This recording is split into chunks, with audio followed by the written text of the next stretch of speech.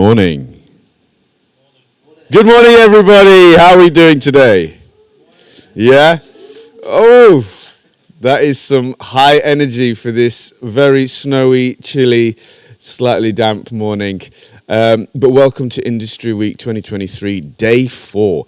It really has been quite a jam-packed week, and I hope you've all enjoyed yourself. I hope you all enjoyed the Confetti Fighters champs last night. Did you enjoy yourselves?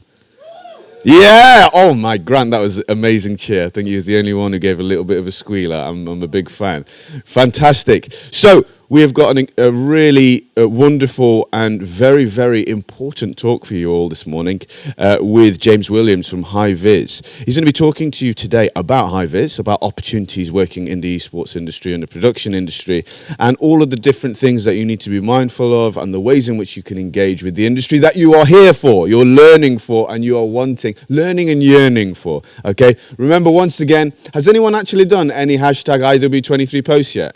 Can I see a show of hands real quick? That is embarrassing. Let's get some more shots being taken, and I'm talking about photos, right? Let's get involved. Hashtag IW23 for a chance to win a £50 Amazon voucher. So, without further ado, please welcome to the stage James Williams.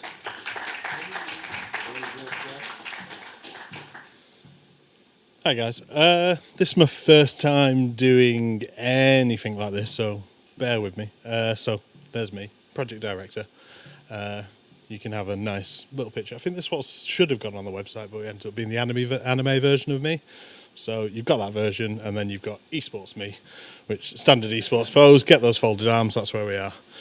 Start nice and simple. About me, I'm Northern. I'm sarcastic. I've got a BA Honours in events management a few years ago. I'm 24 years old, right? 24 years old. This is an NDA. You are all agreeing to this NDA, and you might find out that I'm not 24 years old. I'm secretly 38 in May. Right. So, a brief story of my life and haircuts. So basically, I went through a lot of the stuff that I worked on. So a lot of my event management stuff was in catering, and then it slowly developed. Well, it took a long time to get to events, and then it moved into esports and into production and to broadcast and stuff like that. And then there's the various haircuts of my life. And look, I put animation in as well. That's all the animation you're going to get from me today. So enjoy that. Early life. I grew up in Lancashire, on the coast in Morecambe. 18 years of my life spent there. I started off with a Commodore 64, then I progressed to a Mega Drive, then a PlayStation, then I moved to the PC Master Race, and then everything else in between. And someone's Discord messaging me. I'll put that thingy. I spent 3 weeks on Chemical Zone 2 on Sonic 2. That's how long I spent on that, because it took so long when I was 7 years old. Just stuck in my head permanently for the rest of my life. That's when I realised I'm not going to be an achievable gamer. I was very average at Unreal Tournament. I did do some competitive esports back in the day, UT99. I also purchased Championship Manager 2. More on that later. And I've always had a big interest in sports and gaming. So for each of these little slides, like I said, I'm going to go through haircuts. So we'll just start off with, there's baby me, there's child me, and there's, I don't know what this is or when this was, but there we are. That existed. This was Sum 41 me. I don't know, something along those lines. I didn't even like Sum 41, but there we are. So, university. I did 2 years doing a business IT degree at Manchester Metropolitan. No, don't remember any of it. Really, got the HND, don't remember any part of it, and it's pretty much all out of date. I should have really remembered some bits of it, but it just kind of went out of my head. I then moved over to Leeds and did a 4 years on event management degree. I did a placement year over at Sheffield United, and I was an assistant conference and beverage manager of all things, or conference and banqueting manager, should I say. Continued part-time there for 2 years. And like I said, it was a lot of fun. There was quite a lot of learnings there. I was travelling from Leeds to Sheffield a lot, so my travelling life almost started that way. Back around to haircuts again. That's me without a beard. There's me with more hair. there's me with lots of hair and a bit of volume and back combing and various new rave era. And then there's me with my dad on graduation. Post-grad life, I moved over to Sheffield United. For 2 weeks, I was the assistant bar and concessions manager at Sheffield United. Not because it didn't go well. They sacked the guy who was in charge of me. I had no clue of what to do. My first week, I had 3 matches in a week, and I'd not done anything to do with concessions before, so I was thrown in completely at the deep end. I had a few chats with various people that worked at different stadiums, and they just said, "How's it going?" I said, "I don't know, it seems a bit dingy." And I still remember the piece of advice somebody from Cardiff said. It was like, "Well, did anyone die?" And I was like, "No." And he goes, "Well, it's gone all right then." So it was that type of way. There we were doing 25 to 30k a match in terms of revenue, 50 to 60 staff I looked after across all the bars and the concessions. I then moved on to Edgbaston Cricket Stadium. That was a lot bigger. That was 250k to 300k a match, and there was about 400 to 500 staff I was looking after. It was a big learning curve when I got there. I didn't even know how you could move that many kegs around or sell that much beer, but you can apparently. And it led to me doing a lot of work. Champions Trophy in 2013, I did 42 days straight. Wasn't fun, shouldn't be done. Never do 42 days straight of work, because honestly, it makes you lose a lot of weight and sanity. So I was always the go-to for AV problems wherever I was. Even when I was like on the concourse filling out cellars, I was like, "Oh, somebody's laptop's broke, or the AV or the microphones aren't working." It always seemed to be me going for it. So maybe that inkling of stuff where I'd move into was there in 2013, 14, that type of way. Give you an idea, that's how much beer was in the cellar for one of the major matches. That's just one cellar. There's me in full Liverpool 80s cosplay. I don't know, fancy dress, that's what they call it anyway. There's me with a questionable moustache. There's me with a more questionable moustache. And there's me after 42 days straight. Looking, yeah, you can see how bleary-eyed I am and just not impressed. So that's where we are. Okay, when are we going to get to the fireworks factory and the esports? Soon, all right, soon. One more slide to go, right. Freelance. I did freelance catering management, and ran a craft beer bar. So I ran all the bars at Tramline's festival, which is in the centre of Sheffield. At the time, I think it's moved out to Hillsborough and stuff like that. That was a really great experience. It was bringing in loads of staff in, bringing in all of the alcohol, everything. It was just being responsible for everything, and it was a full festival environment in the centre of Sheffield. It was quite good doing riders and various other things. That was the last ever energy drink fueled event I did. I can see some of you supping on the Red Bull, or what's it called? What's that? Monster. Yeah, I know Monster. What's the Power? No, is it Power? What's Logan Paul's drink? I've completely forgot. See, look, I'm with current things. Right, last ever energy drink fueled event. It was sponsored by Red Bull. I spent the whole weekend surviving on Red Bull and ostrich burgers. My stomach did not agree with me for the next 2 weeks after that.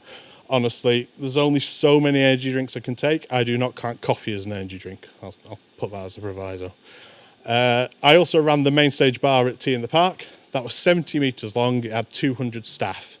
That was a very daunting experience, but it was actually really easy. You have that many staff, you're never like more than 2 deep at the bar, and you got to see all the bands and stuff, so that was quite exciting.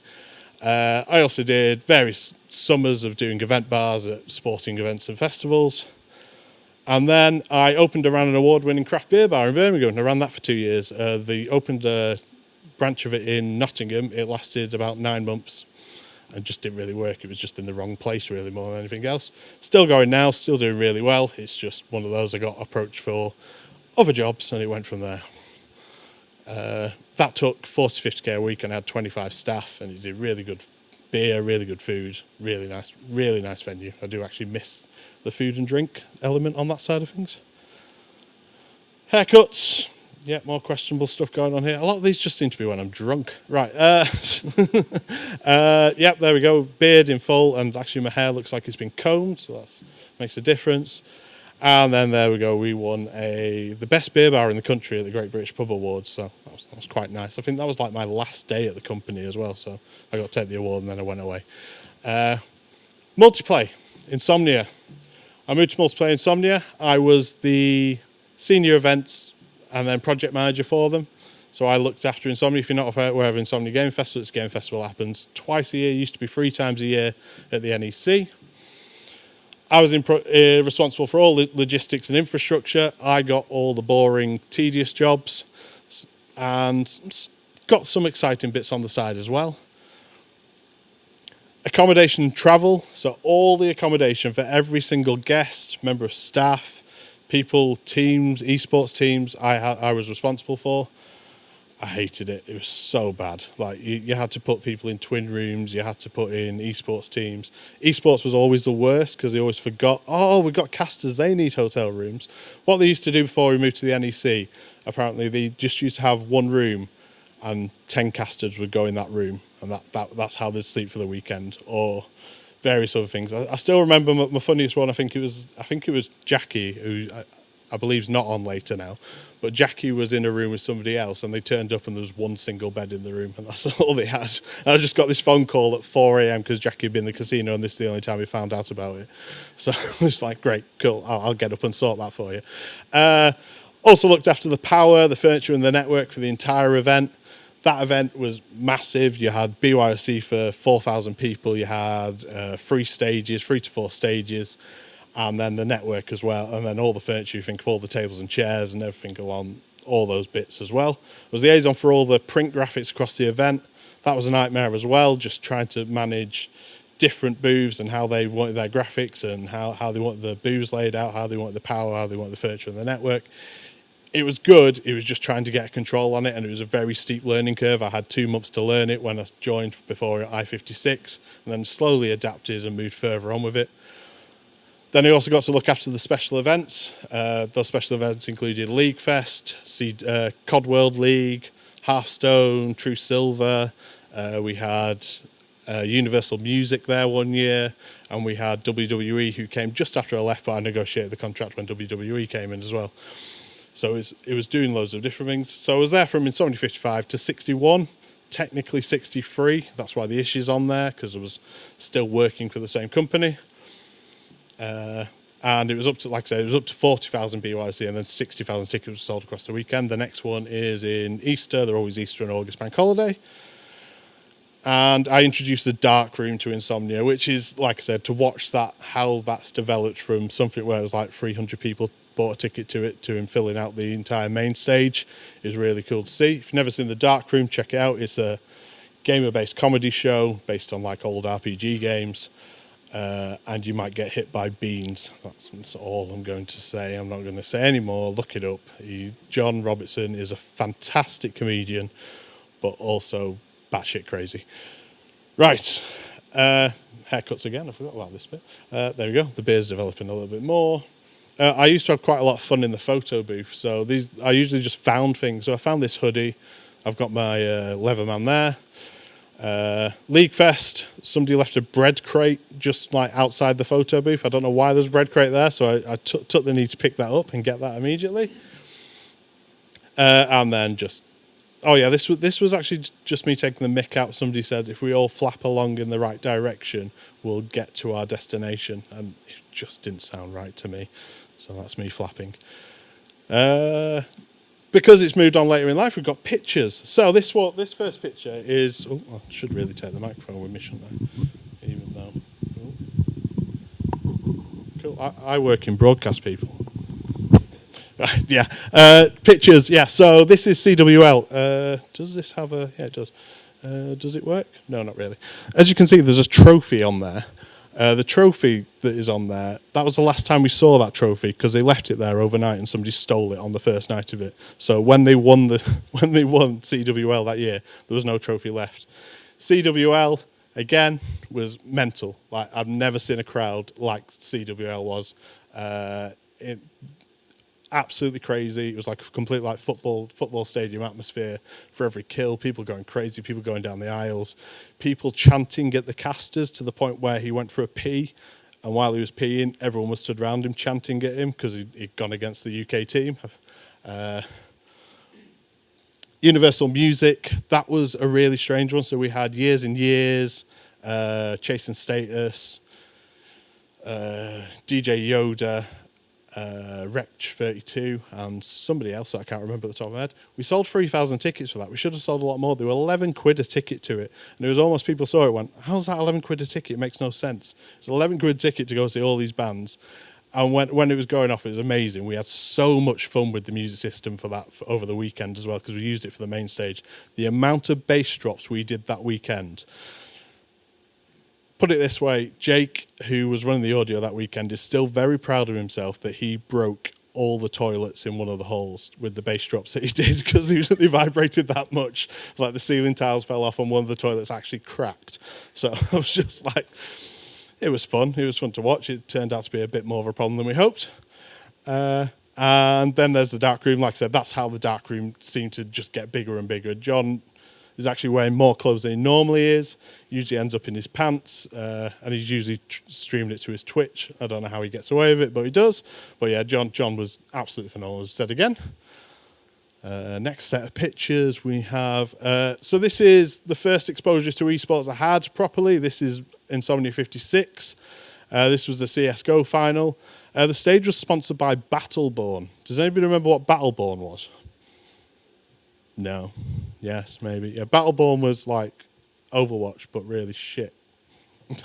Sorry for swearing, but this is the only way to say it. It didn't last very long, and they sponsored the stage that weekend. I remember them doing a Battleborn Invitational, and I think the Overwatch beta came out that weekend, and we were the first people to do any type of competitive Overwatch tournament. That's Insomnia 58, that's the pub quiz. So one of the things that I didn't put down, I was responsible as a night manager as well for every single event. So I'd come on at 12 o'clock and finish at 1, 2 a.m. So this is the pub quiz from Insomnia 58. So during Insomnia 58, Fallout sponsored the pub quiz. They made Fallout beer. They gave every person who bought a ticket to the pub quiz a bottle of beer. And then they gave them another bottle of beer because they had more stock of it than they anticipated. There's 2,800 people in that room. Half of them probably didn't drink beer. The pub quiz, because there's 2,800 people in, there's only 10 people marking the quiz as well. So the quiz got delayed and delayed and delayed, and people drank more and more and more. And you can see where this is going. At the end of the night, I dealt with 18 medical incidents. So we had to get people carted away by St. John's ambulance. As you can see, this is all the production crew. I think a couple of them still work there now. They're all having a beer as well. That was the last time they ever had a beer at the event during a pub quiz, because everything went crazy. I had a full stand-up argument with the head of production when a DJ went to come on, and there's like 15 people strewn around. There's people being sick everywhere. There's all sorts of different things happening. I was just like, this DJ's not going on. I don't care. It's not happening. So that was the last time they drink. So I kind of was responsible for that. But like I said, you have to get professional sometimes with things. Next up, League Fest. League Fest was my passion project. If you want to know where League Fest was, it was League of Legends Festival that we did. We had a pro-am, we had cosplay. I've got a little video that we'll show after here. It sold about 3,000 tickets again. It was a really good weekend. Like some of the faces, some of the people that are on there, like I look back and it's quite astonishing, like where they are now, what they've moved on to. There was a full stage. We had a pro-am, so we had Team Arcade versus Team Project, and that went on through the weekend. And there was a quiz, and like I said, the cosplay elements. And don't forget, I've still got Singy. So that's the League Fest trophy. That went to, I think Voyboy took that home, and he displayed it on his stream for about 2 months, and then we don't know what ever happened to it. There was never another League Fest afterwards. Oh look, we can do spinning again. Right, so League Fest. Here is a small video on League Fest. Are you guys ready?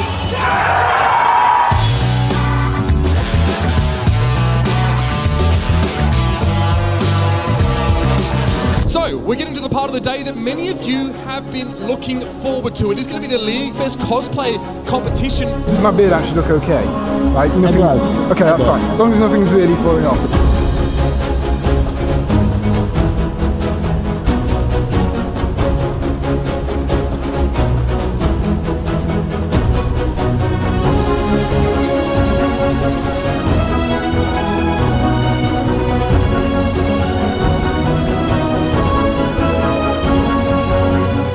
time to start kicking off the long-awaited pro-amateur tournament here. 6 of the top players in League of Legends in the world, combined with 4 of the hottest upcoming stars, will be playing it out here on the stage over 3 days. Oh, it's still going! So close, and they're not quite able to take it down. He's got GA! He's got GA! He's got to take Kevin into Quadra! It's a pentakill! Almost a reverse sweep of a win here potentially on the final day. Well, I'm very glad it has come down to this final game. There's no other way I would like this to end. 200 gold the difference between Project and Arcade, and 10,000 gold is on the line for both these teams. Going to see who secures that prize pool and gets to name themselves champions. Oh, they're going for it! Kevin's off towards the side. Boy looking for the fight. Kevin has tried to flash away. The cannon rush comes in, but Larson's on the back line. What can Larson do there? Boy and Kevin are fighting up in the 1v1. Joker's he gets the kill! Boy kills Kevin! And Project are looking for the win. Larson, what can he do in a 1v4? Oh, the rush of Burrow! Timers gets the double kill. 4 members of Arcade are dead. Our inaugural League Fest Pro-Am champions, Team Project!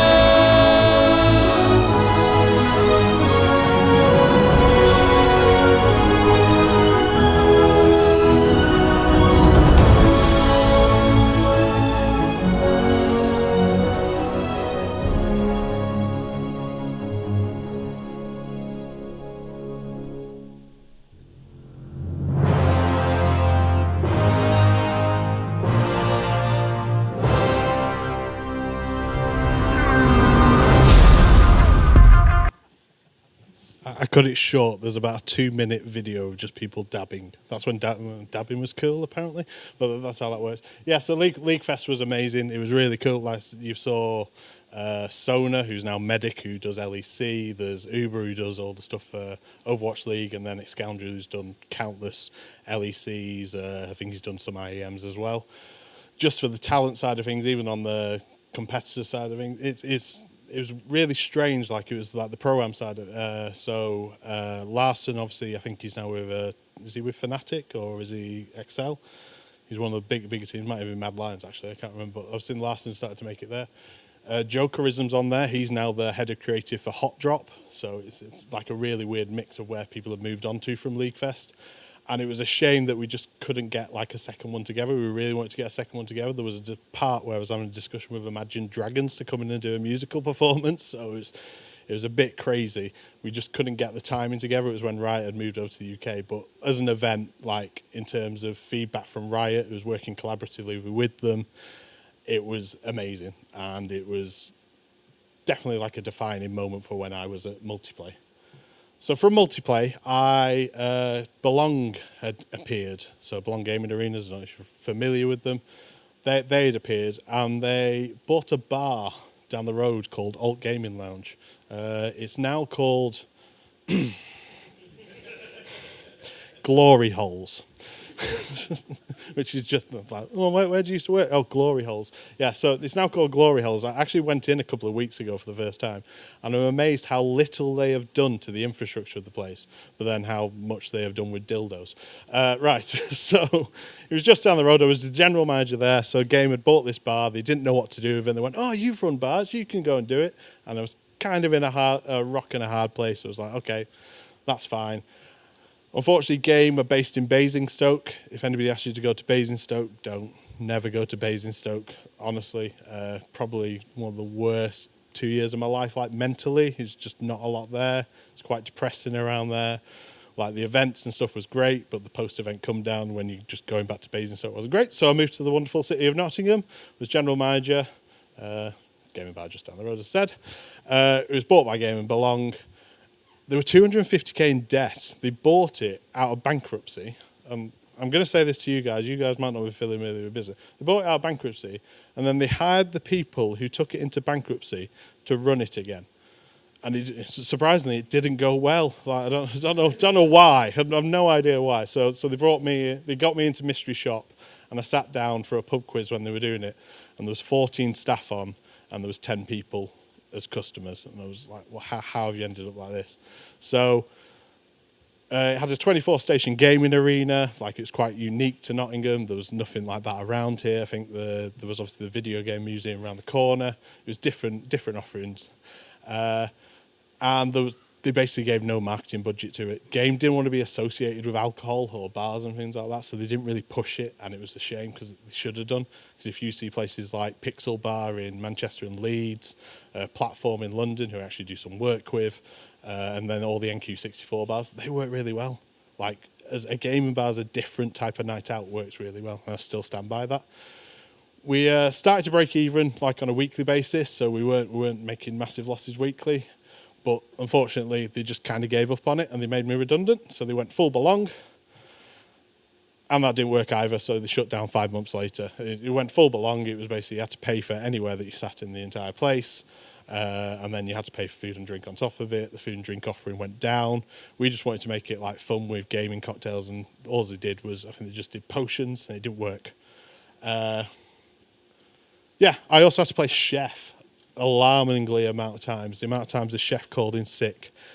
So that didn't really help me out too much. I learnt a fair bit. I can make pizzas from scratch really well now.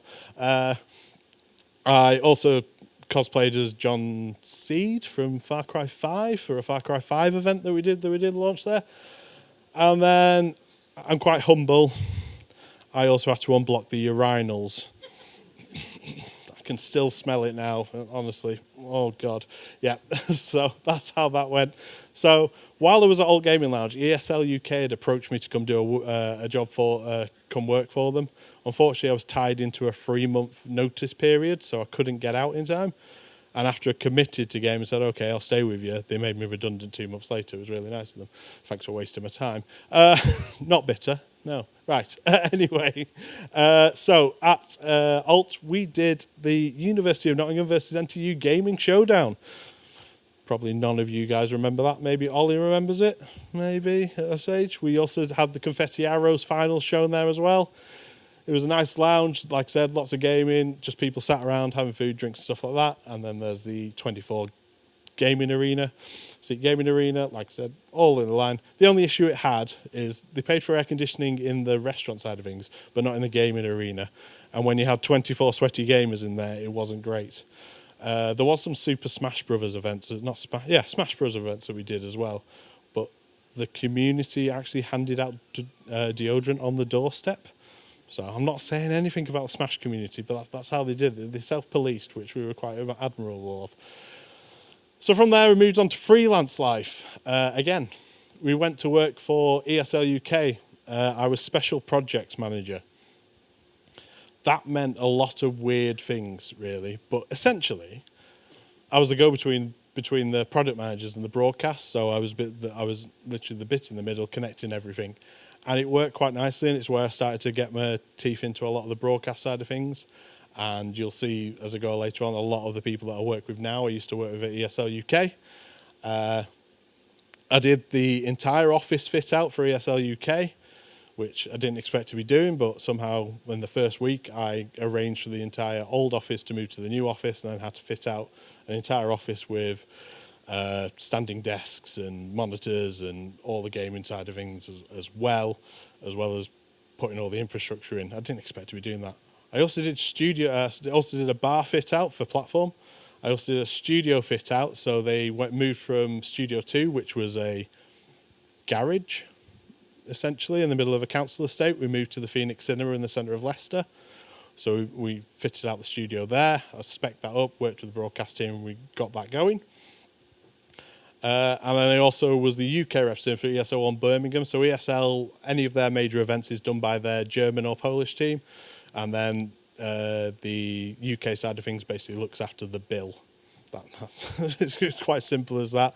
And then any bits where they just need some extra support, like makeup artists or player management and extra people, that side of things.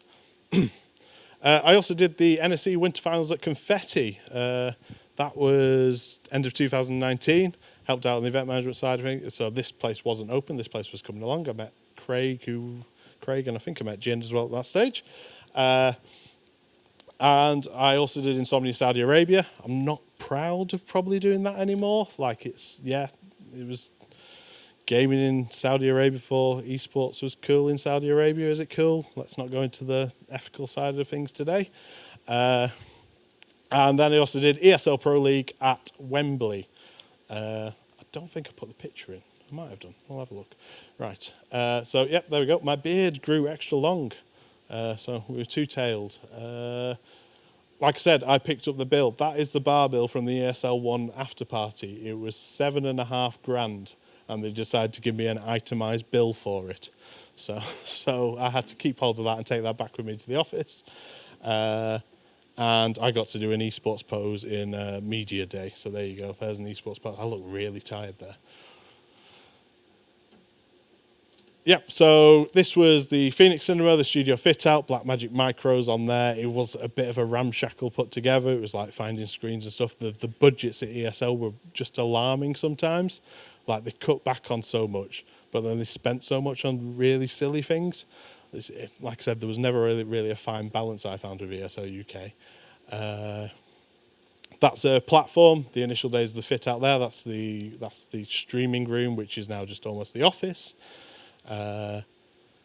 That's the EU Masters. So the EU Masters were actually at the Leicester Haymarket Theatre alongside PUBG Global, and they also did I think they did a couple of European Masters there.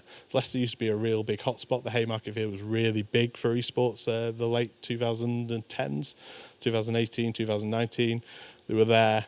And then the Haymarket, Leicester City Council basically pulled the budget on esports and went into space travel, which really annoyed ESL UK, surprisingly. And then there was Pro League, which was also in the Haymarket Theatre. So the Haymarket Theatre, anybody familiar with Leicester? Yeah, do you know where the Haymarket is? Not a very nice area. Quite a lot of homeless people around there. Yeah. So they did the Pro League there, so all the players went there as well. So all the players went there. They were all in the theatre bits. You had to go up these back stairs that definitely didn't stink of pee and definitely didn't have people doing drugs around the back of there. So that was the first issue they had. The Haymarket Theatre was falling apart a little bit. And then one day, I think it was Astralis, when they were like tippity top of CSGO, they went out to go get some food, get some fresh air. And there was a naked man standing in front of a bus. And they videoed that and then put it out there as like, where the hell have ESL sent us? Why have they sent us here? So it's like I said, it was a perfect venue. It was just the wrong, like I said, the wrong part of the city, unfortunately, and it just didn't really work on that sense. Like I said, the venue was great. It has like the biggest stage. It has like a Broadway style stage. So the size of the stage, you could fit all sorts on there. Like you did a full PUBG tournament on that stage as well. You can imagine how many teams and how many fit-outs you've got to put on there. They did the VR League as well. And this is Insomnia Saudi Arabia. Right. They gave us prizes to give out for daily tournaments, and they just weren't great. Imagine you've just won a Fortnite tournament, and you go, right, well done, you won your Fortnite tournament. Here's a copy of Norton Antivirus. Enjoy it. Have fun. There was people there. I nearly fell over there. That shocked it. There was also somebody who won Rainbow Six Siege, and what did he win for winning it? He won a flight stick, because that's what you want to win. So there we are. Get some spinny on the Norton Antivirus. So then, ESL Pro League Wembley. I didn't put the picture of where it is. So basically, ESL Pro League Wembley, like put in inverted commas, it was an office building next to the Wembley Outlet Mall. So it had a great view of Wembley, but it wasn't in Wembley. It was just an empty office building before it had been commissioned properly. We took over an entire floor for 2 months. So we were using cameras. This is the team that I worked with. This is where I first met High-Vis. So Nick is the CEO of High-Vis. There's Ross, who's our head camera, head video editor, and then Elise, who's the project manager alongside myself. And then there's Chris, who I think he was our camera operator. He's moved into, I think it's like video editor for a magazine company. He was also on The Chase over Christmas. It was really weird. I was like, why do I? Oh, it's him. It's Chris. So yeah, and it was across. So they did all the casters and all the talent were in Leicester, and then all the players and all of the all the players and all the league ops was in Wembley. So it gave them, they got apartments, they got vouchers to go to the outlet mall. It was such a good experience for the players. God knows how much it cost them. Like for 2 months, they rented these apartments for 3 months straight. So some of the ESL staff, like when they went to London, they just went and stayed in these apartments. It was great. Like the amount of vouchers. These trainers here, these night trainers, they were bought with these vouchers. That was quite a nice little perk that I got from there. But yeah, so it works, and it's like the communication's going from side to side. And like I said, there's I've got Kat on there, I've got Jay on there. They work with me now. There's also Marl. His name's Mark, but he got tagged in credits once as Marl, so he's been Marl forever now. So we work with them quite regularly. And then, like all the people that are pointed out, Elise, Ross, and Nick. So at High-Vis, COVID came along. So my last job was the winter finals here, actually, and I'd basically gone from ESL Pro League to Saudi Arabia, came back to the winter finals. So I'd worked pretty much, I think it was like all of November, and come back, and then COVID kind of came in. I was always going to take the January off. All my work disappeared completely. I did 18 months at Asda. I was an Asda delivery driver for 18 months. There wasn't a lot I could do. It was rewarding in the sense I was helping vulnerable people out and getting the shopping to various different places. I got to speak to a lot of my family more, got to catch up with friends a lot more, like when I was just in the van on the phone. It was nice that way. Obviously, COVID was horrible for everybody. I started streaming a lot. Like, got a Twitch account, got affiliate, like everyone did, and Euro Truck Simulator, I was really good at that. It's not hard to be good at that. Football Manager obviously took on a little bit more. I lost my granddad. That hit me really hard. Like that, I didn't get to see him, didn't get to say goodbye. I think it was like the same as everyone else. I remember speaking to him on the phone, and one of the last things I told him is that I've got a new best friend. It's called Cash. He's a cat, named after Johnny Cash because he's a black cat. My granddad loved Johnny Cash. He goes, that's a great name. That was like one of the last things he ever said to me. So it's, like I said, it was a down period. Like you can see I'm pretty glum there with my Asda, how can I help? One thing that I tried to do when I was at Asda as well is just go in and do my work because I didn't want to end up Asda for the rest of my life. It's that type of way. You just go in, do your work, be as helpful as you can to the customers, but it was probably the one time where I've not shown initiative or tried to push myself to do more. I just wanted to move on as quickly as I could from there. There's Cash, my little baby. I also did a game last stream. I did Euro Truck Simulator for 24 hours. If I raised $2,000, I would glitter my beard. I glittered my beard. I glittered my beard a lot. To be honest, I'm still quite surprised how quickly it all came out. It wasn't actually that bad, but yeah, we did full glitter beard there. And then there's Cash. Like Cash in his glory with his photo of Cash that we got done by a local artist as well. So that's Cash. Best mate. Definitely, if you can get a pet, get a pet. They're just great. High-Vis. So we've got High-Vis Media Group and Great West Studio, which is the same company. It's just we have our own studio. I started with them in January 2021. I'd obviously worked with them beforehand at ESL Pro League, so they did all the cameras and all the infrastructure. My side of things started off was freelance. I was just working from home, managing the projects and the people. I'll go into how much more I did with them and what I did with them. In terms of what we did, in terms of productions, we did small to large scale, a lot of them all virtual at this stage. First one being Google and YouTube. We made Google Meet better for Google. So that's what we did, but we did it using AWS instances. Don't tell them. So what we did, we made 20 separate Google Meets, which we then mixed into one big output on vMix, on multiple vMixes, and it just so they could move all the talkers around, they could focus on different people, all the different things that you couldn't do on Google Meet at the time. We did that for Google and YouTube. It was a massive project. It was so many AWS instances we were managing. There were so many issues because people just refused to wear headphones. Like how many times people don't refuse to wear headphones and you just get a reverb back from everyone. So you're quickly jumping on caller number 10 just to mute them get them to mute themselves. And it was managing that, and we did that for 16 events, and it just got better and better as we learned more and more about it. And Google, were really impressed with it. It was just really strange we couldn't tell them that all of the stuff was being done on Amazon servers rather than Google, but you're not going to tell them either. Thanks. Right. We also did Disney Plus launch when they launched Star Plus, so all the extra bits on there. We worked with Netflix on various film production. So it's like the introduction pieces, so all the virtual stuff where they were talking about Robin, I think it was called, one of the shows that we did there. We talked to the director, and like they did like a round table, almost like a director's commentary. Apple Music.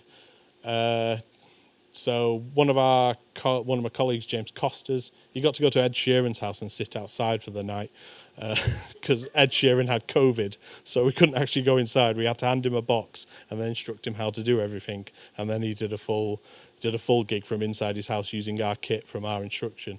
We also did something in the guy, I'm Only Human, what's his name? I can't remember, but we did it in a gig from his shed.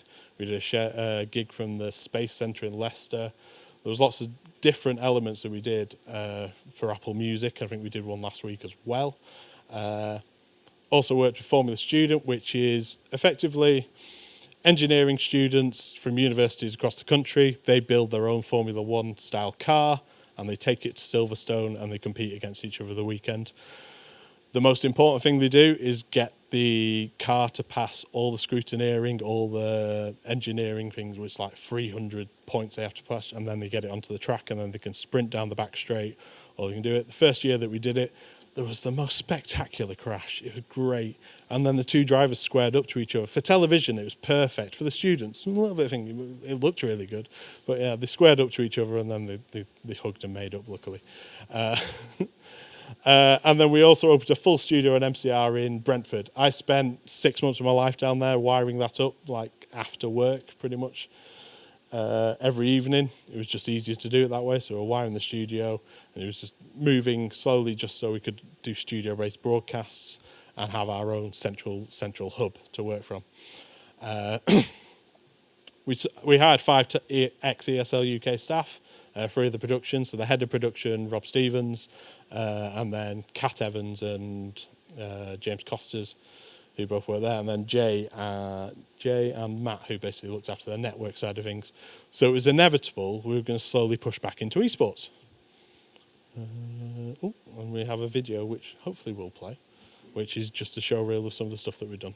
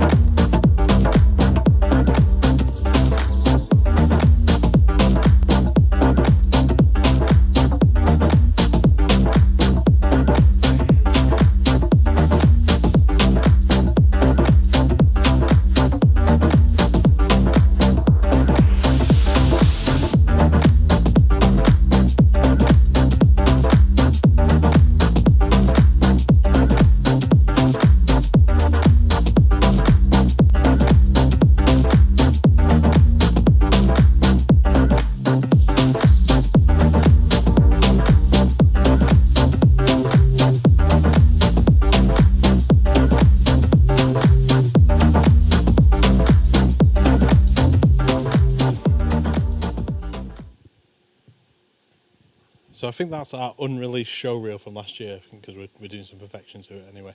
So we went back to Insomnia. I think that was one of the things that I ended up doing. We went back and we did all the production for their stages. We provide all the cameras for the stages, and now we provide all the crew and the infrastructure for their stages as well now.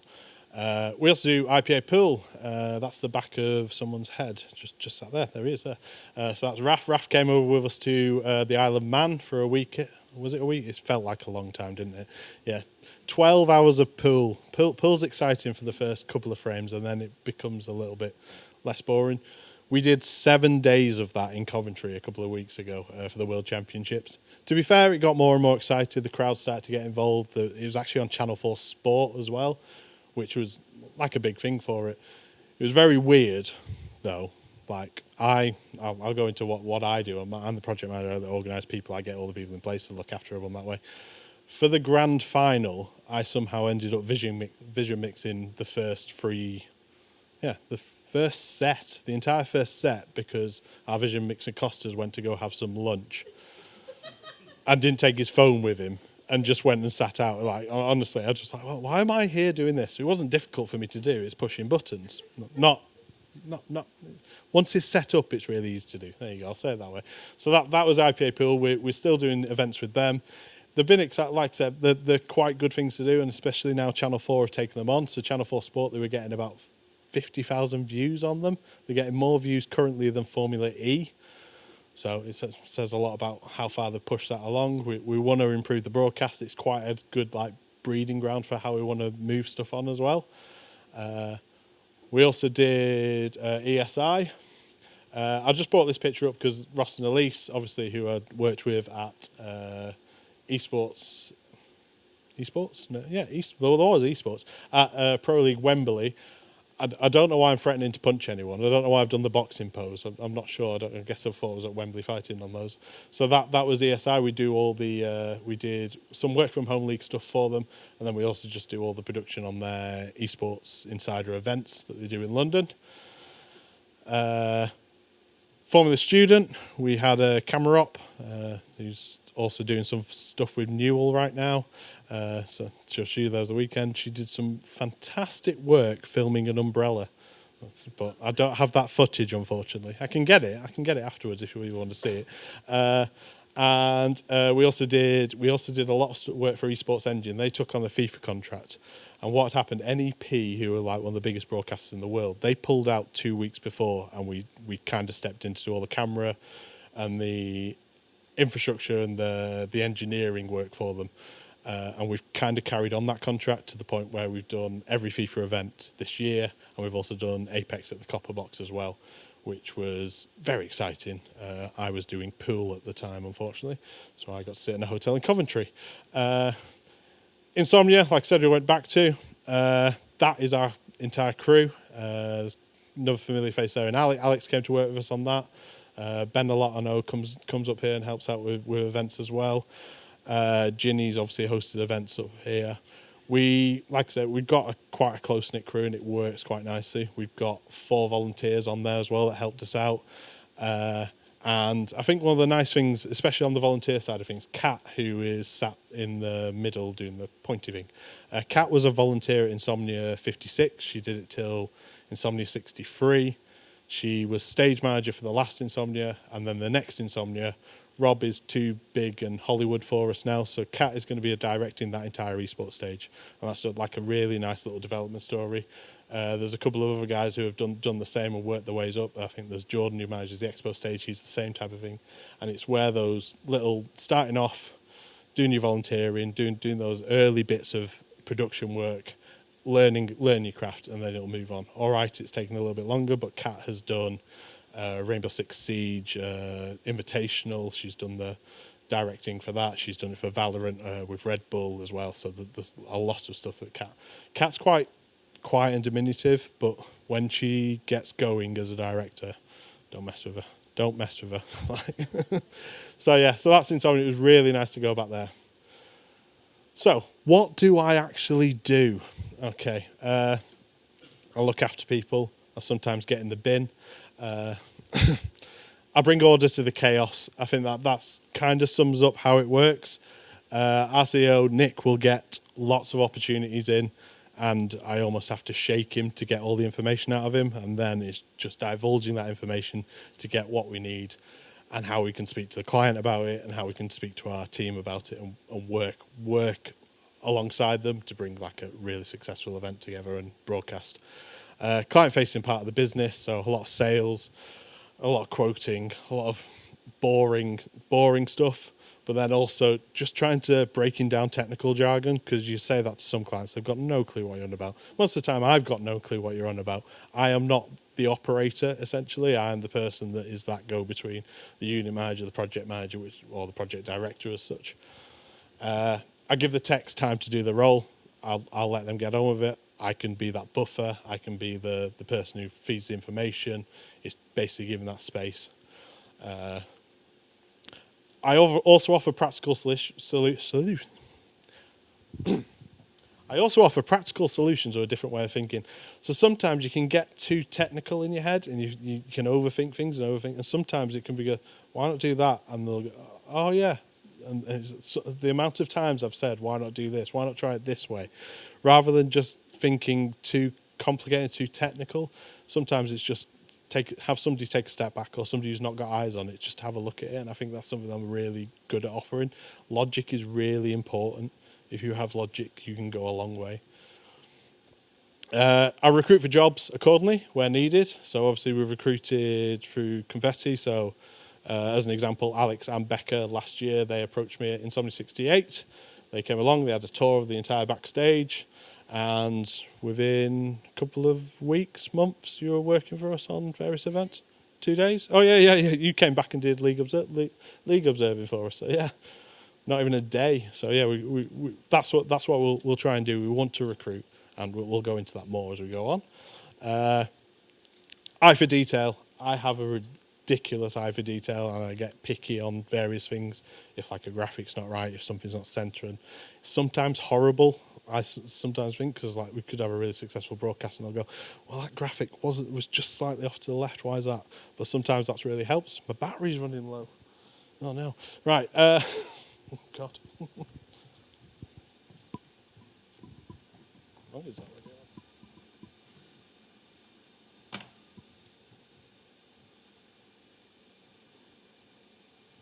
Cool. Have a look on the power in a second. Oh, and then I can push buttons if required. So I can do some of the vision mixing. I can do some of the audio.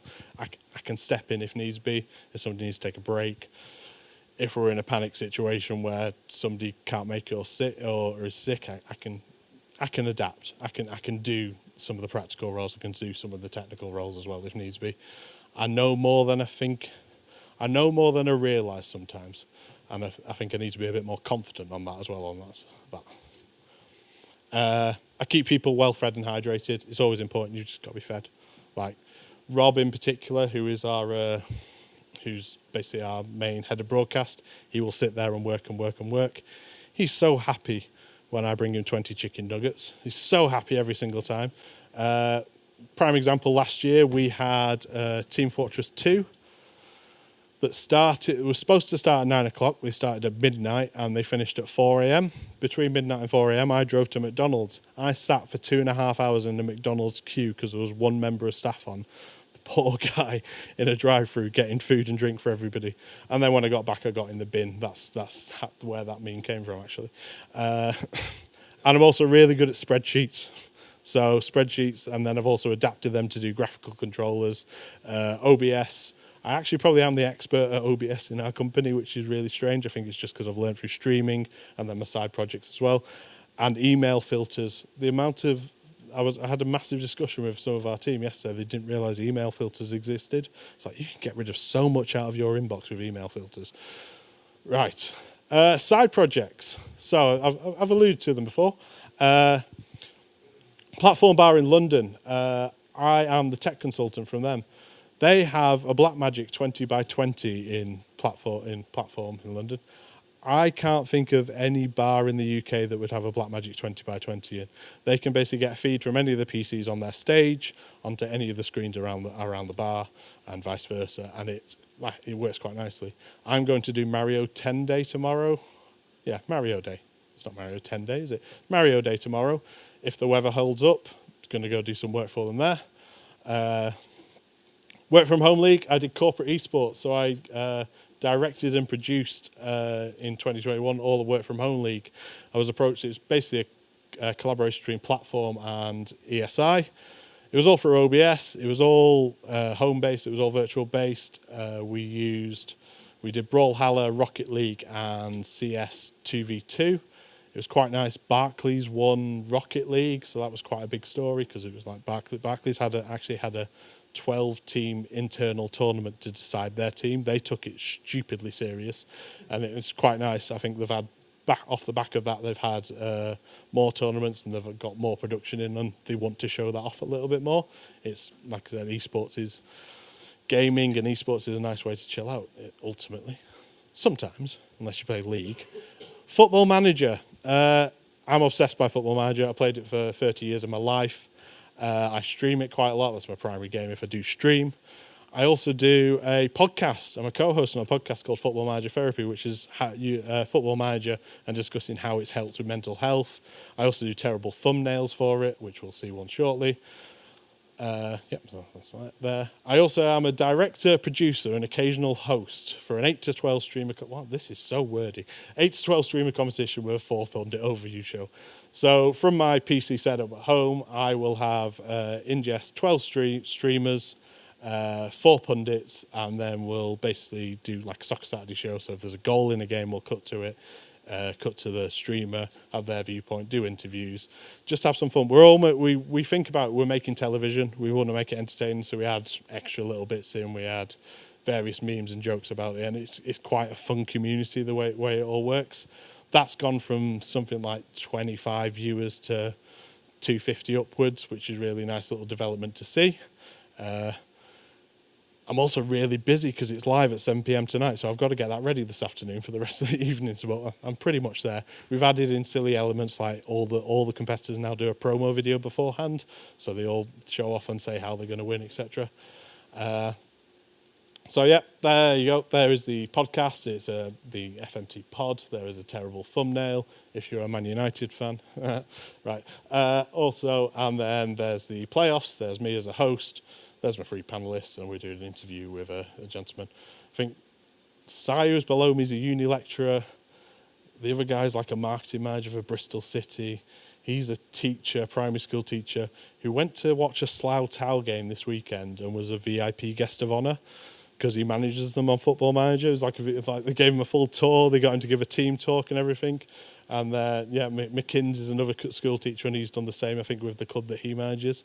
It's really strange, like how obsessed with this game people become, and like how far people will go with it. So that's side projects. Right, now on to what have I learned over 20. This is when I was looking back. It's going to be 20 years this year. God, right. What have I learned over those 20 years? Be flexible and dependable.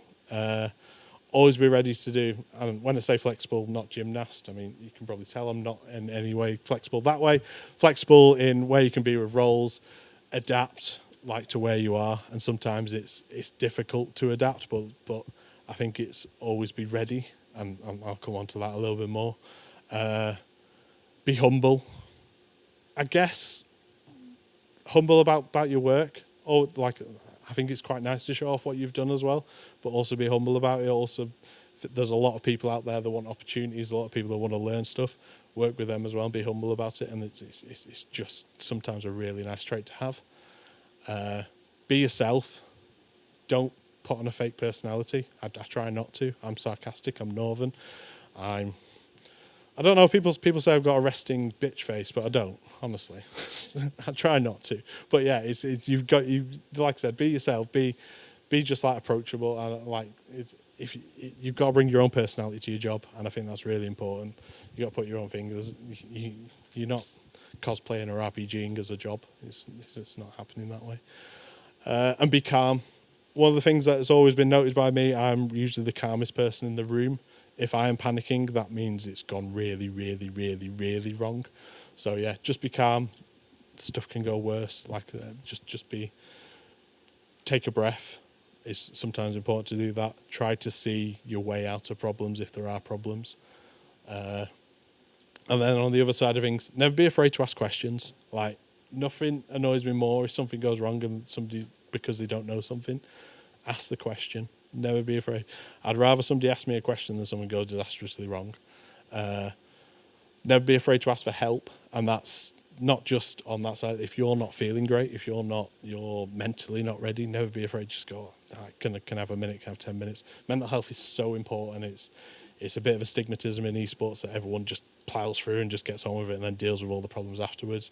Esports, gaming, all that side of things, people just kind of just let everything pile up. I am pretty terrible for it as well, but it's always go out there and just ask for help. Just like, oh, can I have 5 minutes, just take a breath, or to go and do something else. Hivers has been really good with that, and that's really important. Like, we do care about mental health as much as we can. Never be afraid to say no as well.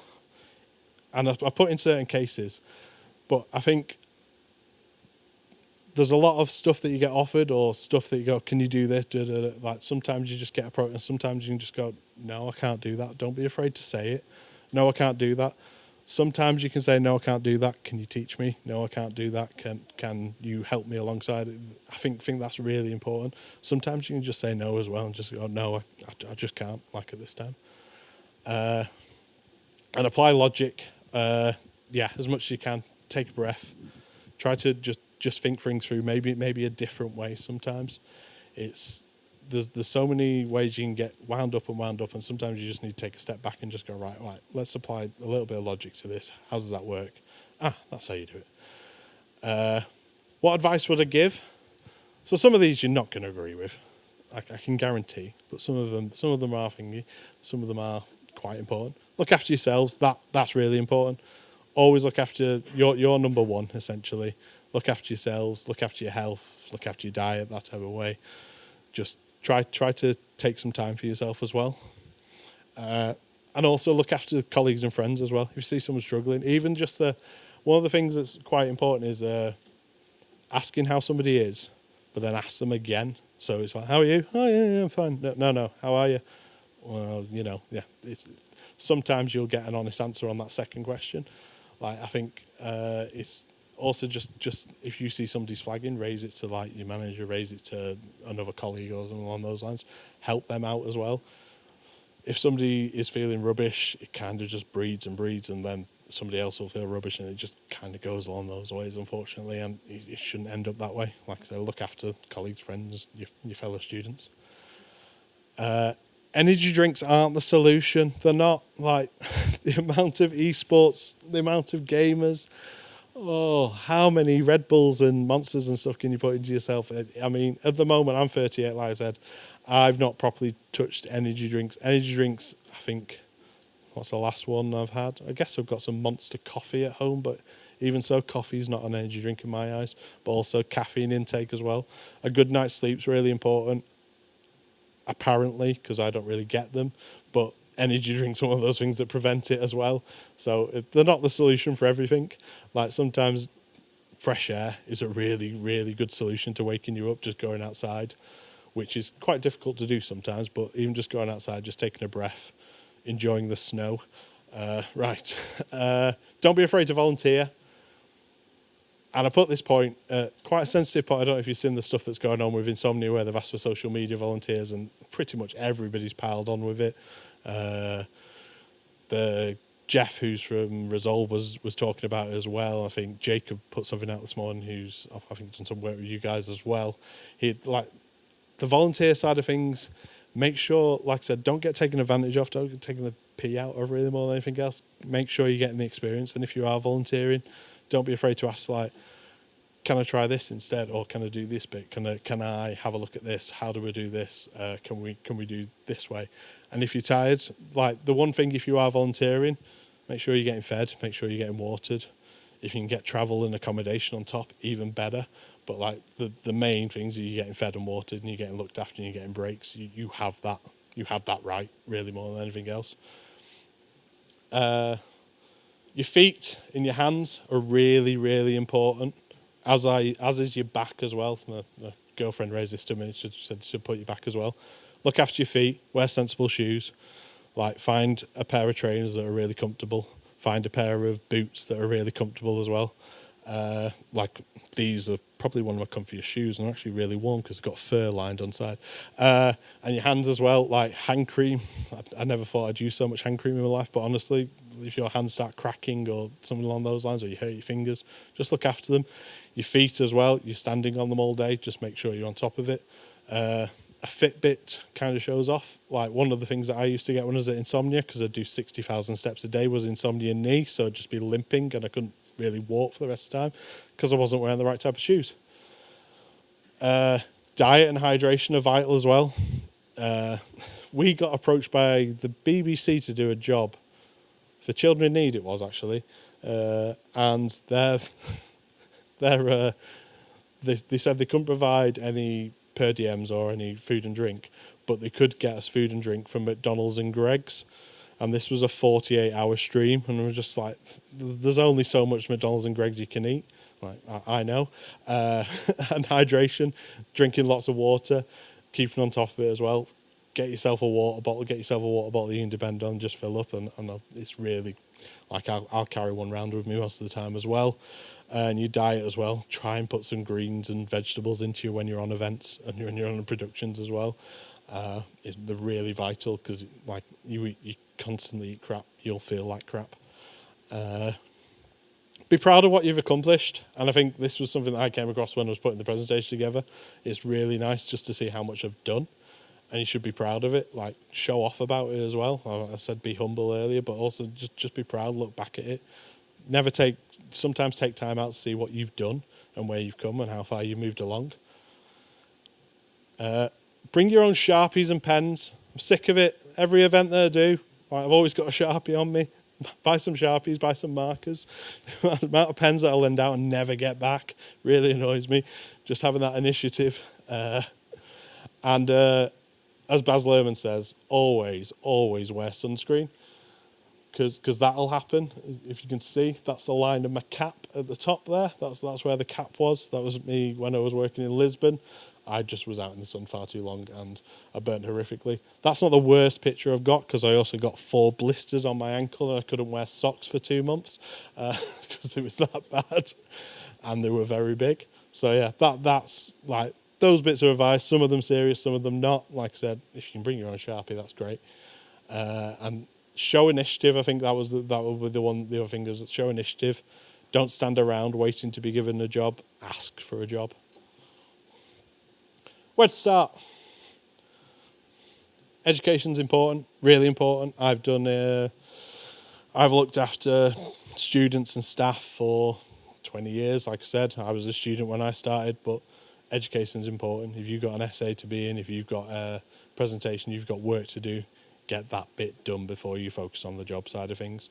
I didn't on some occasions. Okay, I've come this far, but I regret a lot of the stuff that I kind of threw away on the event management side of things.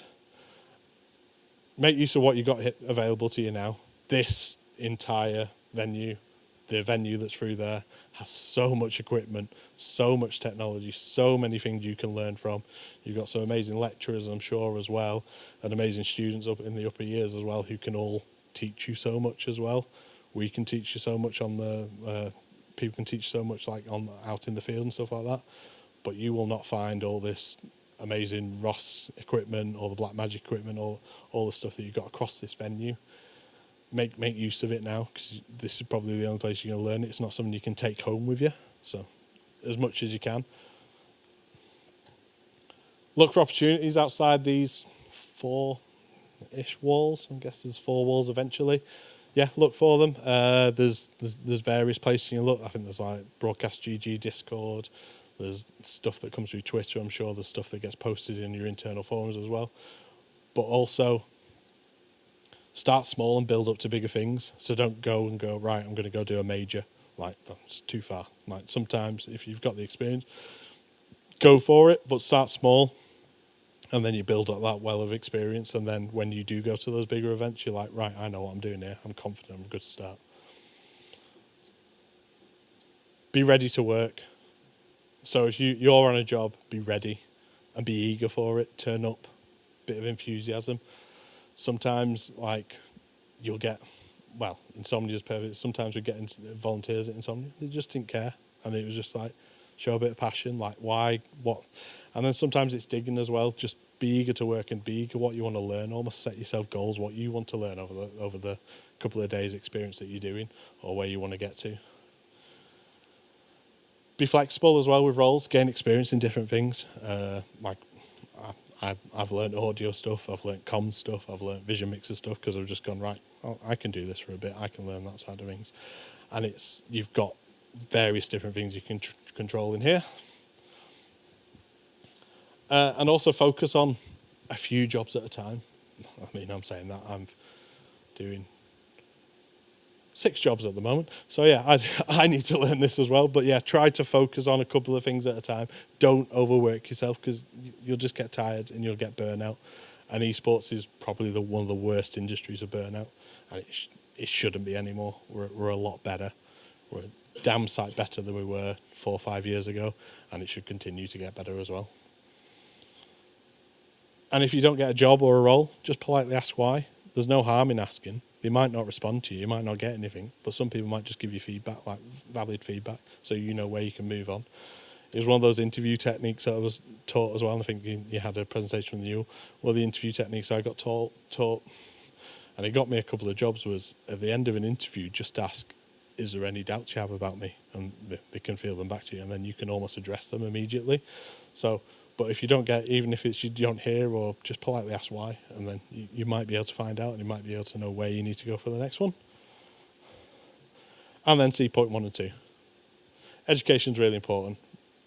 Make use of what's available to you now. Like that's really important, especially in this venue. You've got so much here that I'm very jealous of.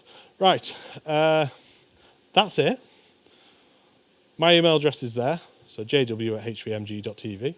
I got that made especially for today because it's a lot easier than putting jameswilliams@highvismedia.com. At the Jebbaroo on Twitter if you want to follow me. A lot of it's just Football Manager based stuff and me being angry at the Conservative government and various other things. There's a nice picture of me. That was me at a wedding with my girlfriend Laurie. He's not on later apparently now, but just to confirm, he's not my son. And thank you. Any questions?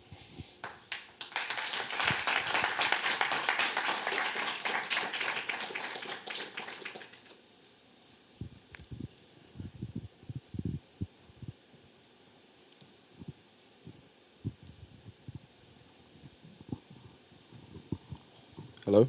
Okay, brilliant. I was wondering what the differences that you found between working esports events, working traditional sports events, working TV versus Twitch broadcasts. Like, what are the key differences that you find, or what are some challenges that are different between the two? Innovation, like the actual esports is so creative and innovative. And then traditional sports tends to be like really old school, and I think that's what I found with those type of events. So doing stuff like the stuff that we work with Esports Engine or Insomnia, we can be innovative and move stuff. I think the traditional sports, so we've done stuff with rugby and pool to an example. We basically use an esports workflow for pool, but we did stuff with rugby as well. That is very much set in stone of like you get in and you get out. So like esports is very more relaxed. You've got a few days to get in and out. If you're working in a stadium, like we did 6 fields, we had one morning to get in and one night to get out, and it's like the time pressures on it are crazy. But once you start to get in the flow of things, that's where I've noticed a difference in it. And they use obviously vMix is king to esports currently, the amount of vMix bedroom ops and various other things, but they use a lot of different technology, so like a lot more professional, like the Sonys, the Rosses and stuff like that.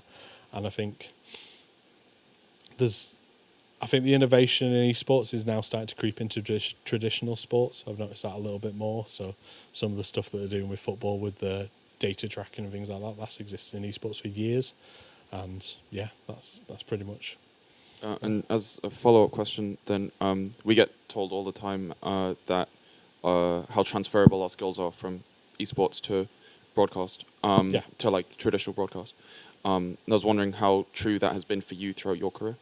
Yeah, definitely, and I think that's really key to it. So, if you think, as I pointed out, Rob, Kat, and Costas all came from ESL. They've all come from an esports background. That's all they've done, and now you've probably seen on, like I said, on the show reel, there's some really boring corporate events that we do, but it's just transferable skills. It works. We can do everything. It's just using that workflow. Same with the traditional sports like pool. There's some extra bits that you add in, but we're now starting to add in like extra esports elements to it that we didn't expect to do, like doing head-to-heads and various statistics and bringing up those. Traditional sports is, I wouldn't say it's a closed shop, but some ways it is, but we're chipping away at it. We've just bought our first 2 OB trucks, so we're now looking to go into that eventually. We've obviously done the rugby event, and we want to go again and do some more rugby events. We want to do football events. We want to do those type of things. But we also want to keep our esports core as well, because it's great. It's fun to do. Yeah, so like those skills are definitely transferable, and I think that's the other thing to say. Don't just focus on esports. Learn about those other little roles. There might be boring corporate events, but boring corporate events pay really well sometimes as well. And I think, like I said, with the volunteering, don't be afraid to ask for your worth as well when you're actually approaching jobs. Just once again, be humble about it as well. Don't go in going, right, I want 750 quid a day. It's like, well, no, you're not getting that. You won't be getting that from me, definitely. Anyone else? Uh-oh. Hello. I was wondering if you could get some tips on time management, both in personal life and in terms of like individual projects, like how you manage time for a whole crew of people. I'm really good at giving advice on this. Applying that advice is quite difficult, but I think it's setting out a structure of how you want to get things done and how long you want to do things. Gantt charts and stuff like and bits like that I don't traditionally use, but deadlines are quite important, and chasing those deadlines, the amount of times I have to chase the video text to get project diagrams together, to get those things. I think personal time as well is it's important to take time for yourself if you're doing personal projects as well. I think it's spacing out your time really more than anything else. To-do lists are so good. Like I'm still a traditional pen and paper. I've got a tablet, I've got a massive PC, I've got a laptop. I still use pen and paper to write my to-do list out. But having those to-do lists and just making sure you're ticking off the things in the priority order as well, what's the most serious. And it's time management is a difficult thing to do if you've got lots going on at the same time. I think it's judging what's most important is always the first thing to do, and then chipping away at sometimes chipping away at a project, go focus on something completely different for a bit and then go back to it, so you've just got a bit freer headspace. Does that help? Thank you.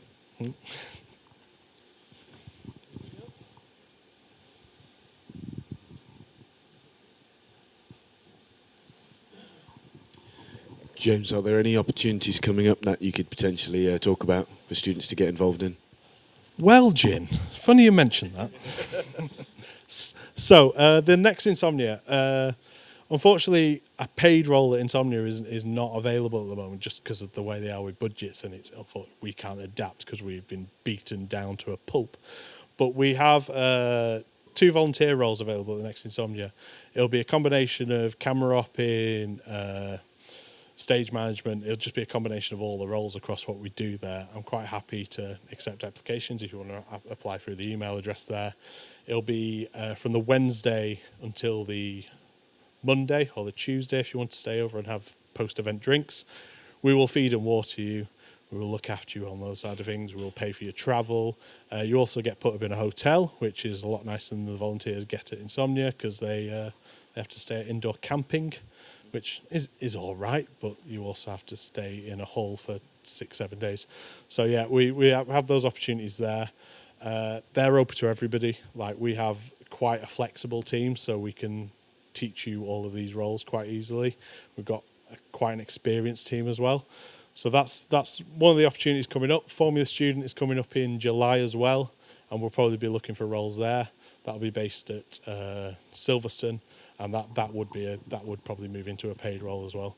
We start off with our paid roles not horribly low, but like I said, we like to pay people what they're worth, and then we progress from there.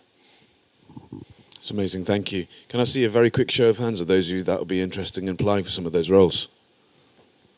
Amazing. You're Awesome. already there. I know, yeah. Oh, yeah, go on. Folks, can we please show our gratitude and make some noise for James from HiViz.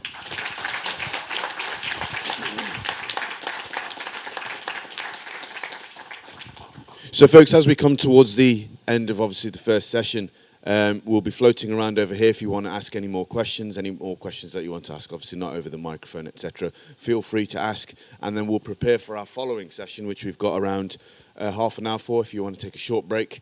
And then, yes, onward and upward. Rock and roll. Thank you very much.